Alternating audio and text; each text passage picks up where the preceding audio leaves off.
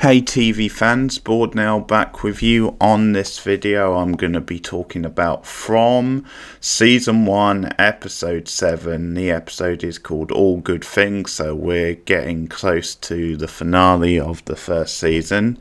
This episode was a nice reminder of how well this show can do horror, and how horror is one of the show's strong points. Even though I think at times they go a bit in your face with, okay, this is a graphic scene type thing, but the suspense of the episode in those moments was really good. So it's nice to see them get back to some of that stuff, because after the first 2 or 3 episodes they did move away a bit from it.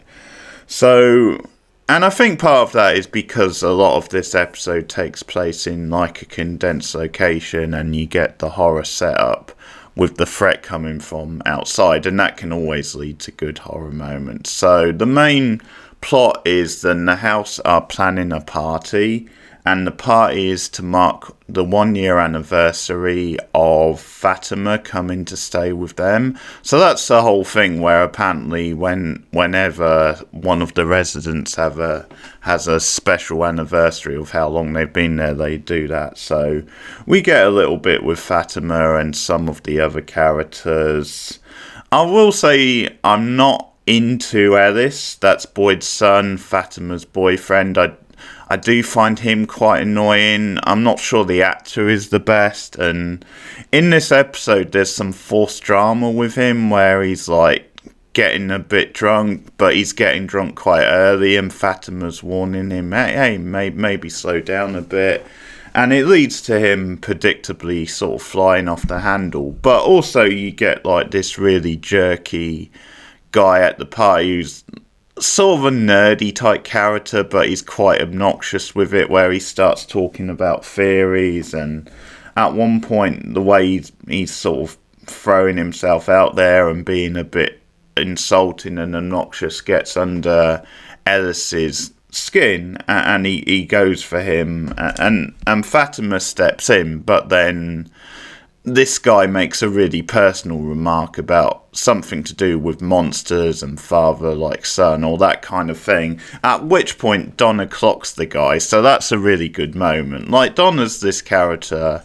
I'm definitely warming to. She definitely is one of the standout characters, so that was a good moment for her. So, like, yeah, there's a whole thing with Ellis and this guy and him just sort of flying off the handle. And you can just see that part of this is because he still has ill feeling towards his father.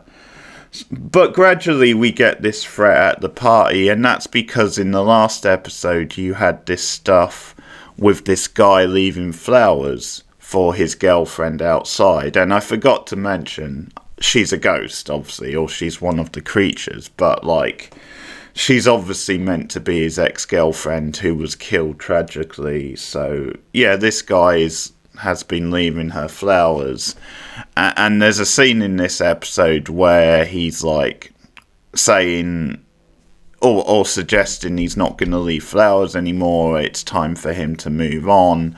And there's a party downstairs, and he says to her, like, really, you're the only girl I want to be with, or whatever, out of all those people. So she gets inside his head, like the spirit does, and convinces him to let her in, and that leads to him being killed in a very brutal type way. And that's where the threat starts, because she opens the windows for the others and they come in, and this is the fun point of the episode from that point of view.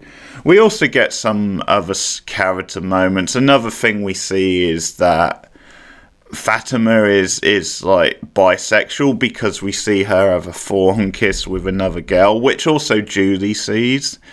So I don't know if this is a thing with her and Ellis where they sort of have like an open relationship, or maybe it's just meant to show that she's not entirely happy with Ellis. But Julie sees this, and it leads to a bit of miscommunication later on, because Julie says, I saw you kissing that girl, would you kiss me? So it's obviously setting up that Julie could be lesbian as well, and they have a bit of an awkward moment. There's also a moment with Trudy, which is quite a nice moment with Trudy and Fatima, because like she gives Fatima, like, reassures Trudy, because Trudy's feeling a bit left out, saying, no, they'll never have an anniversary for me.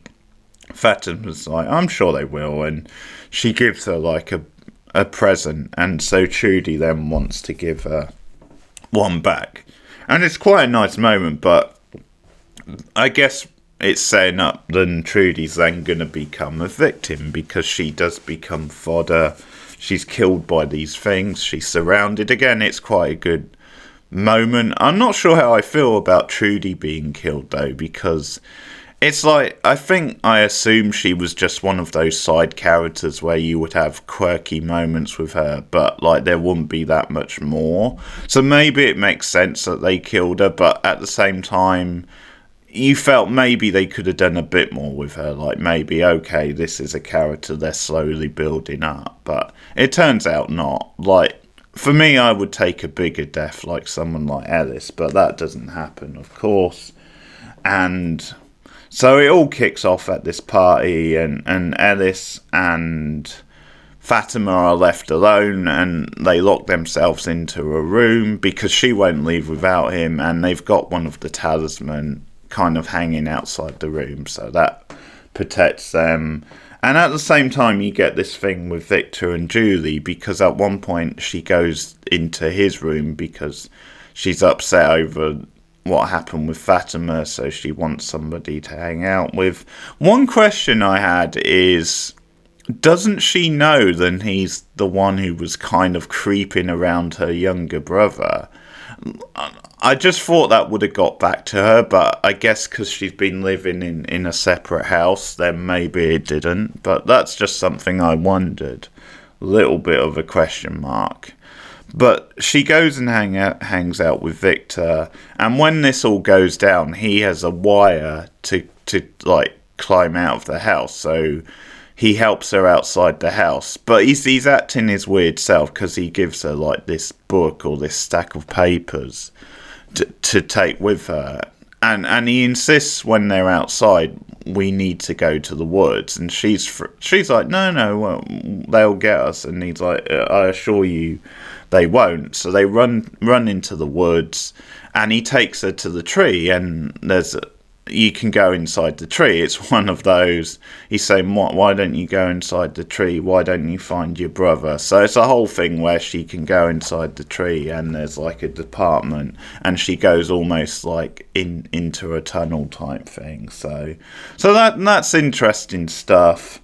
And on the subject of Victor, there's a reveal in this episode with Jade, Kenny and Kenny's mother, because they've been looking into some of the stuff that's in the diner, and it turns out there's a picture of Victor from way back, and it's a younger Victor standing outside the diner. So that's a nice little reveal, and it's well done in the episode, because they cut from them looking at the picture to Victor and Julie back at this house. So it implies he has a long history, and that he's a very important character and figure in the whole show.